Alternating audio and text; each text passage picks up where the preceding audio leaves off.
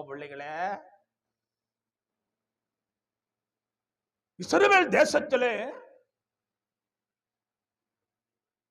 அந்த ஏரோது ராஜாவுடைய அக்கிரம அநியாயம் பயங்கரமா இருந்ததுனால ஆண்டவராகிய இயேசு கிறிஸ்து இந்த பூமியில ஒரு கன்னி வயித்துல கர்ப்பவதியாக போகிறார்னு சொல்லி ராஜாவுக்கு தெரியப்படுத்தணும்னு 2 வயசு ஆண் பிள்ளைகள் எல்லாம் கொன்று குவிக்கும்படி ராஜா கட்டளையிட்டான்.